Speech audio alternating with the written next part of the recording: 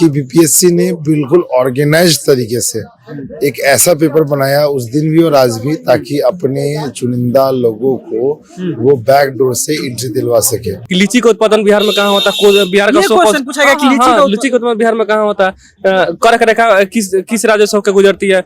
बिहार की कौन सी नदी कही जाती है? क्या भैया, क्या ये क्वेश्चन पूछा गया? हाँ बिल्कुल, ये यही सब क्वेश्चन। हाँ, ये आप देख लीजिए, क्वेश्चन लेके देख लीजिए। 420 के आरोप में आरोपित व्यक्ति अगर किसी ऐसे इंस्टीट्यूशन में बैठा है तो उसकी सुचिता की गारंटी बिल्कुल नहीं ली जा सकती। आयोग कह रही है कि भैया स्केलिंग करेंगे। हमें एक बात बताइए, स्केलिंग देखिए, बढ़िया से स्केलिंग का डिफिनेशन आज तक कोई नहीं दिया कि स्केलिंग क्या होता है। एक सांख्यिकी ये है, और कह सकते हैं ये नॉर्मलाइजेशन का ही एक पार्ट होता है। प्रशासन का काम क्या होता है?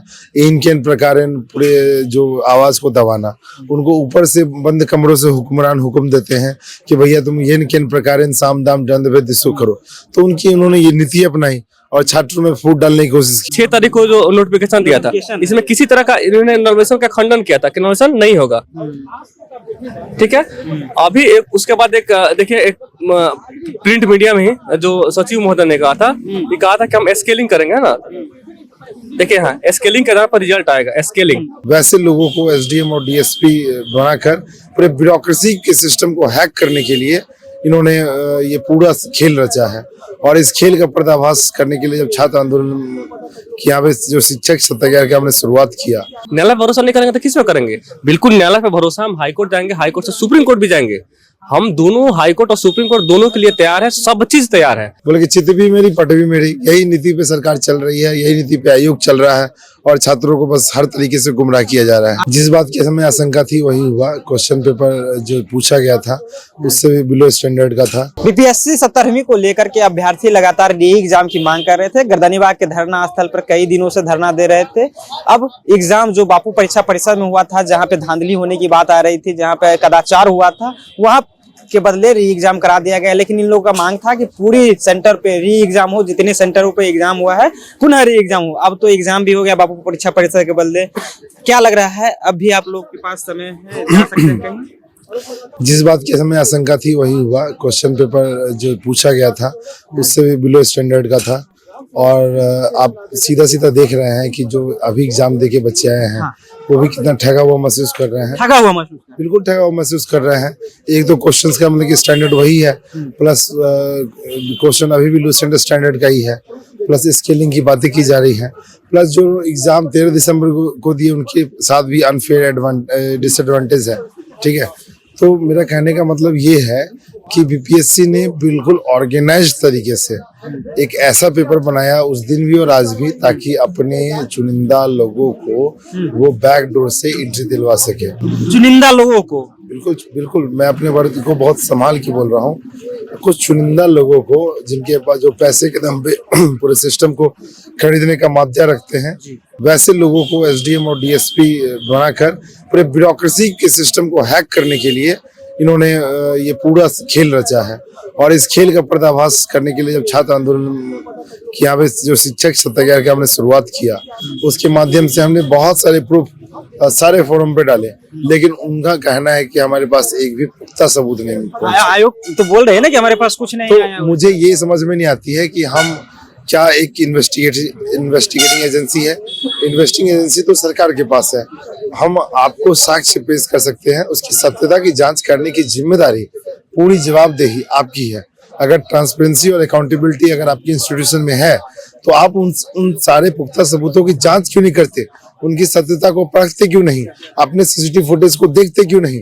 आप सीधे सवालों से छात्रों से पूछते हैं कि इसको प्रूफ करो। अरे हम प्रूफ करने वाली ही एजेंसी अगर है तो हमें अपॉइंट कर लो एज एन इंस्टीट्यूशन। सारी बॉडी को हमारे नाम कर दो, हम दिखाते हैं सबूत कैसे खंगाले जाते हैं, कैसे निकाले जाते हैं और कैसे बनाए जाते हैं।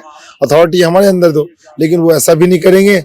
बोले कि चित भी मेरी पट भी मेरी, यही नीति पे सरकार चल रही है, यही नीति पे आयोग चल रहा है और छात्रों को बस हर तरीके से गुमराह किया जा रहा है। आयोग तो पीछे हटने की तैयारी नहीं की थी, लेकिन एग्जाम ले लिया। आप लोग आगे कहाँ तक जाइएगा? क्या लग रहा है कि गर्दनीबाग में ही रहिएगा? इसको बोलते हैं ना, एक तो चोरी और ऊपर से सीना चोरी, सीधा यही है।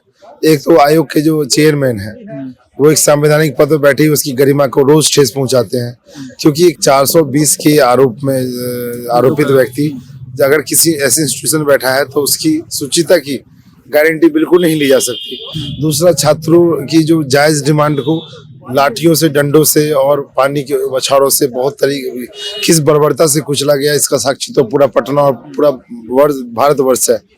तो मेरा कहने का मतलब ये है कि संघर्ष के साथ हमने अभी तक का सफर तय किया है। ये हमारे संघर्ष का 18वां दिन है, सत्याग्रह का 18वां दिन है और छात्रों की लड़ाई और संघर्ष अभी जारी रहेगा जब तक हम अपने मंजिल और मुकाम तक पहुंच नहीं जाते री एग्जाम का। हमारा एक ही मकसद है। अभी आप लोग कह रहे हैं कि लाठीचार्ज, इस तरह से वाटर कैनन की बात कर रहे हैं, तो सिटी एसपी का बयान आया था, उन्होंने कहा कि उनसे बोला जा रहा था बार बार कि यहाँ से आप लोग पीछे चल जाइए क्योंकि आपके जो नेतृत्व नेता कर रहे हैं वो चले गए यहाँ से।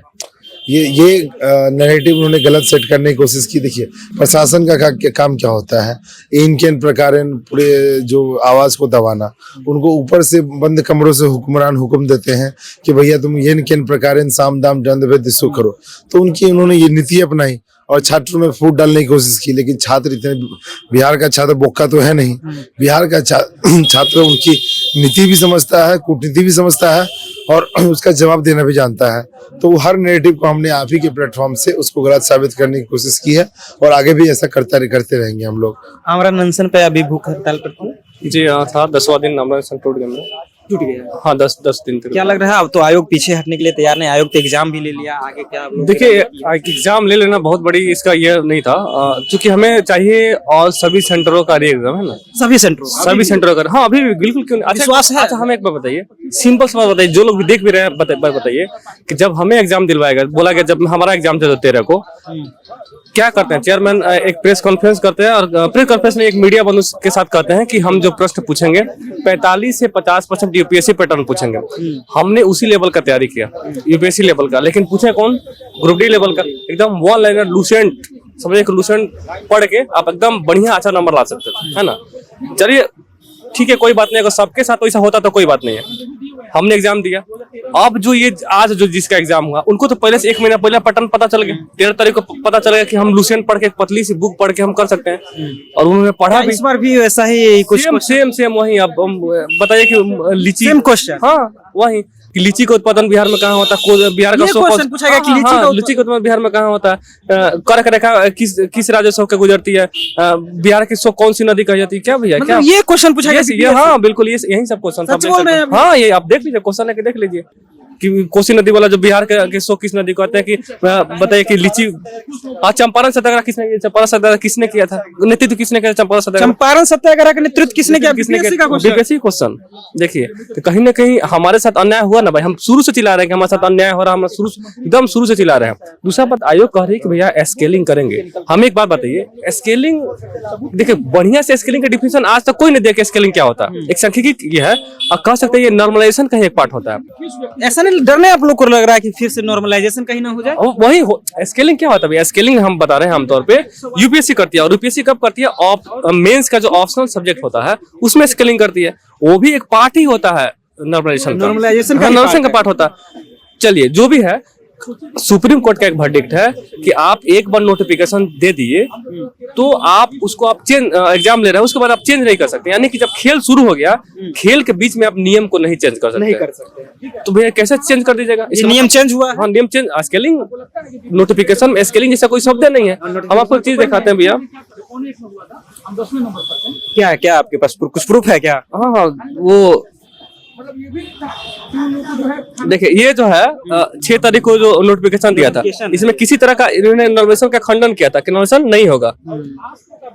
ठीक है, अभी उसके बाद एक देखिए, एक प्रिंट मीडिया में ही जो सचिव महोदय ने कहा था कि हम स्केलिंग करेंगे, है ना। देखिए, हाँ, स्केलिंग के आधार पर रिजल्ट आएगा। स्केलिंग के आधार पर रिजल्ट, हाँ, रिजल्ट आएगा। तो कैसे है स्केलिंग? आपने नोटिफिकेशन में स्केलिंग शब्द का प्रयोग किया था? नहीं किया था, तो कैसे कर लेंगे? इसका मतलब सवाल ये है कि अभ्यर्थी अब एग्जाम भी हो गया, क्लियर हो गया, अब रिजल्ट देने के बाद भी आयोग ने कर दी कि हम रिजल्ट भी जल्दी दे देंगे। अब अभ्यर्थी क्या करेंगे जो धरना स्थल पर बैठे हुए हैं? देखिए, हम तो यहाँ से करेंगे सत्याग्रह, साथ साथ हम कोर्ट के लिए बिल्कुल तैयार हैं, पहले से ही तैयार हैं। कोर्ट की दरवाजा? हाँ बिल्कुल तैयार है। हमारा न्याय मिलेगा आप लोग? बिल्कुल, कोर्ट भाई, न्यायालय पर सबको भरोसा होना चाहिए। हम एक छात्र हैं, न्यायालय पर भरोसा नहीं करेंगे तो किस में करेंगे? बिल्कुल न्यायालय पर भरोसा। हम हाईकोर्ट जाएंगे, हाईकोर्ट से सुप्रीम कोर्ट भी जाएंगे। हम दोनों हाई कोर्ट और सुप्रीम कोर्ट दोनों के लिए तैयार है, सब चीज तैयार है, बस 7 तारीख को कोर्ट खुलता है, हम चल जाएंगे कोर्ट में। चलिए, तो 7 तारीख को कोर्ट खुलता है, हम कोर्ट चलेंगे, हाई कोर्ट सुप्रीम कोर्ट दोनों कोर्ट का दरवाजा जो है वो खटखटाएंगे। अब देखिए आयोग से भी विश्वास इन लोगों का उठ गया है।